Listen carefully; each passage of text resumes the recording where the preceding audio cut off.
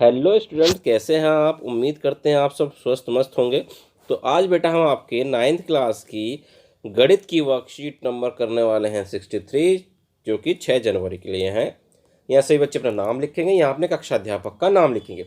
और बेटा हम पढ़ेंगे आज चतुर्भुज के कुछ और बारे में जानकारी इकट्ठे करेंगे। कुछ बातें हम पहले चतुर्भुज की प्रॉपर्टी के बारे में सीख चुके हैं। कहते हैं आवश्यक पूर्व ज्ञान, त्रिभुज और चतुर्भुज के गुणों की समझ। तो हम जान चुके हैं चतुर्भुज के बारे में भी और त्रिभुज के बारे में भी कुछ बातें, कुछ और हमें सीखनी है।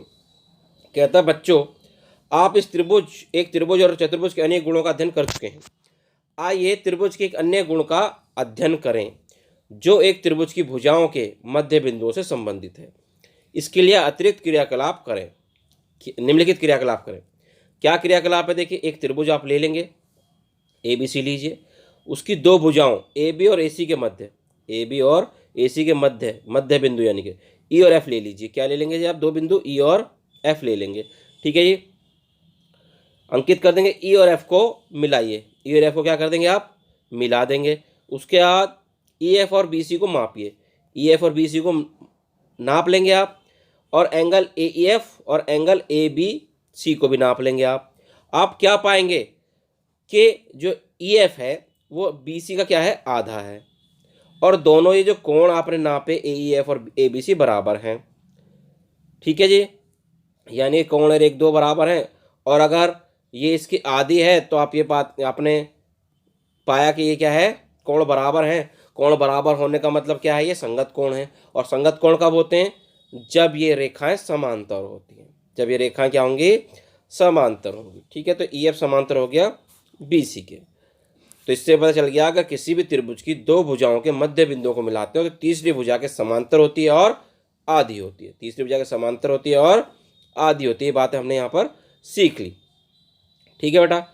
कहता कुछ अन्य त्रिभुज लेकर इस क्रियाकलाप को दोहराइए। कुछ और त्रिभुज आप ले सकते हैं, उसको दोहरा सकते हैं। इस प्रकार आप सरलता से निम्न प्रमेय पर पहुंच सकते हैं।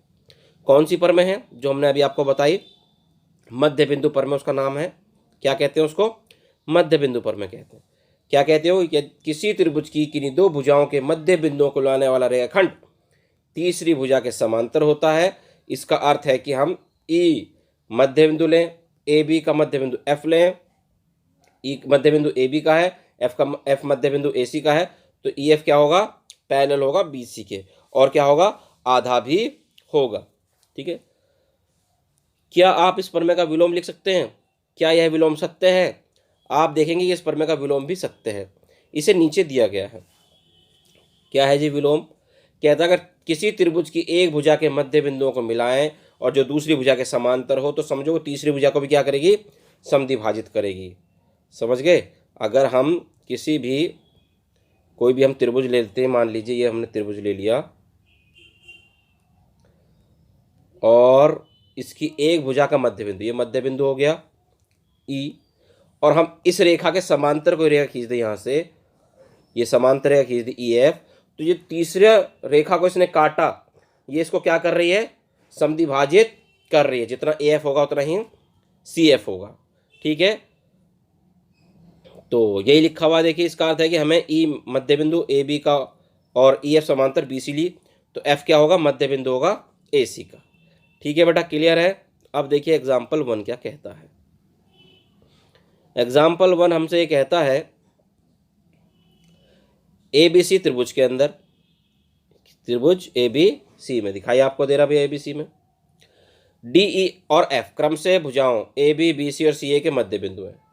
ए बी का मध्य बिंदु डी, बी सी का मध्य बिंदु ई और ए सी का मध्य बिंदु एफ। ठीक है जी, इसको और हमने इसको मिला दिया। डी एफ को मिलाने पर त्रिभुज ए बी सी 4 भागों में बढ़ गया। 1 2 3 4, ये आपको दिखाई दे रहे हैं भाग। ठीक है, तो कहता है ये चारों भाग हैं, ये आपस में क्या होते हैं? सर्वांगसम होते हैं। ये हमको दिखाना है। मिलाने पर त्रिभुज एबीसी के चारों भाग चारों सर्वांगसम त्रिभुजों में विभाजित हो जाता है। ये आपको दिखाना है। तो देखिए हल कैसे करेंगे? क्योंकि डी और ई, हम यहाँ से अगर इधर से बात करें कि डी और ई, डी आपका बिंदु है, ई आपका बिंदु है। डी ई क्या है जी? मध्य बिंदु को मिला रखा है, तो तीसरी का क्या होगा? समांतर होगा और आधा होगा। ठीक है जी, इसी तरह से ई एफ क्या होगा? किसके समांतर होगा? ए बी के समांतर होगा। और डी एफ क्या होगा, बी सी के समांतर होगा। ठीक है, यही बातें लिखी। चूंकि डी और एफ क्रम से भुजाओं ए बी और बी सी के मध्य बिंदु, अतः मध्य बिंदु पर में द्वारा डी ई समांतर होगा ए सी के।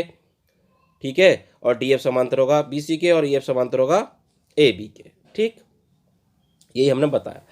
तो अगर ये समांतर या आमने सामने की वजह सब ये समांतर हो रही हैं, तो अगर ये पूरी इसके समांतर है तो आधी भी क्या होगी, समांतर होगी। तो इस तरह से क्या हो गया, समांतर चतुर्भुज बन जाएगा। एक समांतर चतुर्भुज ये आपका बन जाएगा और एक समांतर चतुर्भुज आपका ये बन जाएगा। ठीक है, इस तरह से आपके पास ये 3 समांतर चतुर्भुज आ जाएंगे।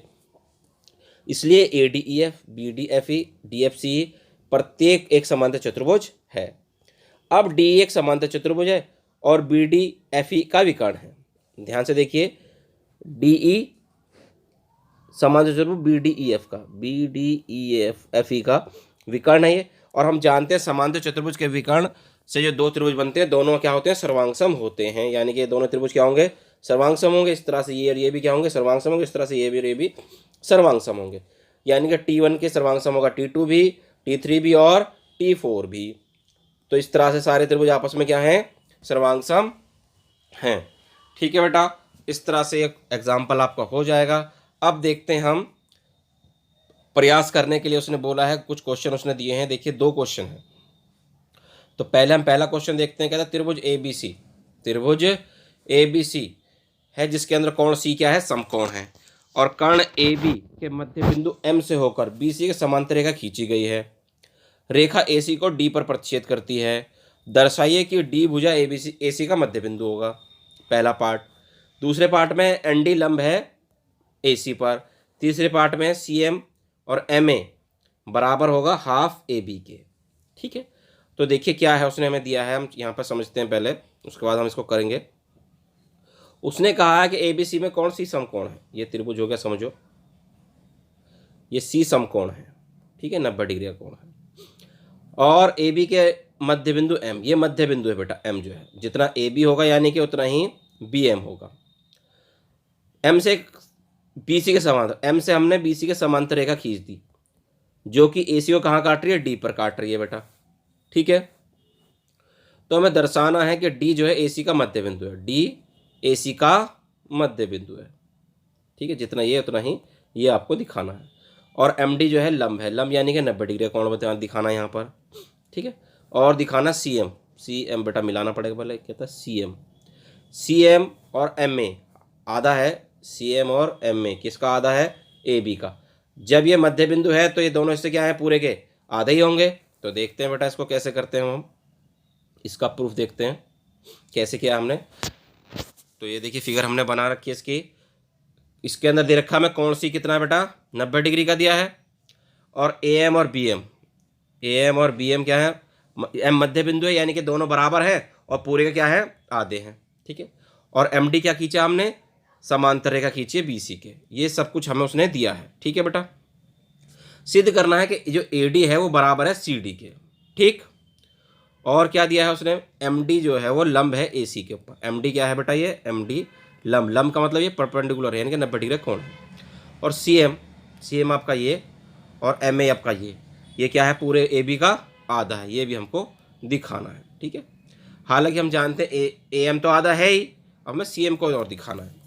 तो पत्ते देखिए त्रिभुज ए बी सी में, त्रिभुज ए बी सी पूरा त्रिभुज है, उसमें हमने कहा गया है कि एम जो है वो ए बी का मध्य बिंदु है और एम डी क्या है, समांतर रेखा खींची गई है। और हमने ये पढ़ी है मध्य बिंदु प्रमेय के विलोम से कि किसी त्रिभुज की एक भुजा के मध्य बिंदु से दूसरी भुजा के समांतर रेखा खींचते हैं तो तीसरी भुजा क्या करती है, समद्विभाजित करती है। ठीक है, ये एम भुजा ए बी का मध्य बिंदु है, ये समांतर है, इसका मतलब क्या होगा, डी जो है वो ए सी का मध्य बिंदु है by C M P T, यानी कि converse of mid point theorem, मध्य बिंदु प्रमेय के विलोम से। अब ये मध्य बिंदु है, समद्विभाजित कर रही है, मध्य बिंदु है डी भुजा का, यानी कि जितना ए डी होगा उतना ही आपका सी डी होगा, जितना ए डी उतना ही आपका सी डी होगा। ठीक है बेटा, पहला पार्ट आपका प्रूफ हो गया। चलिए, अब जब पहला पार्ट आपका हो गया तो अब हम आगे बढ़ते हैं दूसरे पार्ट के लिए। वो हमें ये दे रखा कि एम डी जो है वो पैरेलल है बी सी के। ये हमने दे रखा उसने कि एम डी जो है पैरेलल है बी सी के। अगर ये पैरेलल है तो ये जो कोण बने होंगे समांतर एक ही ऊपर एक ही साइड में जो कोण बनते हैं वो क्या होते हैं, संगत कोण होते हैं और वो बराबर होते हैं। तो ए डी एम बराबर होगा ए सी बी के, और ए सी बी हमें यानी कि सी कोण हमें पहले से उसने दे रखा कितना है 90 है। तो ए डी एम कितना हो गया 90 हो गया, यही तो हमें दिखाना था। इसका मतलब मैं कह दूंगा कि एम डी क्या है बेटा, वो लंब है किसके ऊपर, ए सी के ऊपर। यही है हमारा दूसरा पार्ट। अब देखिए बेटा तीसरे पार्ट में फिगर आप ऊपर से देख लेंगे ए डी एम और सी डी एम में। ए डी एम और सी डी एम आप चित्र ऊपर से देखेंगे क्या दिया हुआ है हमको, देखेंगे हम क्या था, ए डी बराबर है सी डी के, ऊपर हमने सिद्ध कर लिया है। और ए डी एम और सी डी एम भी क्या है, ये बराबर है जी, प्रत्येक 90 का होगा क्योंकि। और एम डी क्या है, दोनों त्रिभुजों में कॉमन है। तो त्रिभुज क्या हो गए, सर्वांगसम हो गए। सर्वांगसम हो गए तो हम लिख देंगे एम ए बराबर सी एम, एम ए बराबर सी एम। यहाँ से अगर मैं फिगर बना लूँ आपकी, एक यहीं पर फिगर में बना देता हूँ आपकी, ये आपका एम है, ये आपका डी है, ये आपका ए है, ये आपका बी है और ये आपका सी है। तो उसने हमसे कहा कि ए डी बराबर हो गया सी डी। ए डी भैया ये है और सी डी आपका ये है, ये हमने प्रूफ कर दिया है, ठीक है। उसके बाद ए डी एम, ये कौन ए डी एम बेटा, और ये कौन सी डी एम, प्रत्येक 90 का होगा। और एम डी क्या है आपको दिखाई दे रही है, एम डी क्या है आपका कॉमन हो गया, ठीक है। तो ए डी एम त्रिभुज क्या हो गया, सर्वांगसम हो गए सी डी एम के। तो मैंने लिख दिया ए डी एम के अंदर ए एम और सी डी एम के अंदर सी एम, दोनों क्या हो गए, बराबर हो गए। और हम जानते हैं कि एम ए बराबर तो दे रखा उसने हाफ ए बी, ये दिया हुआ है हमको। तो हम कह देंगे कि समीकरण 1 और 2 से एम ए सी एम के भी बराबर है, M A half A B के भी बराबर, तो यानी कि सब आपस में क्या है, ये बराबर होंगे। इस तरह से आपकी वर्कशीट बेटा क्या हो गई है, पहला क्वेश्चन आपका क्या हो गया, पूरा हो गया। अब देखते हैं इसका क्वेश्चन नंबर 2 क्या कहता है, ठीक है। तो देखिए क्वेश्चन नंबर 2 क्या कहता है। ए बी सी डी एक आयत है, आयत की हम मतलब जानते हैं उसके आमने सामने की भुजाएं बराबर होती है और प्रत्येक कोण 90 डिग्री का होता है, जिसमें पी क्यू आर एस क्रम से भुजाओं A B B C C D और डी ए के मध्य बिंदु है, ठीक है जी।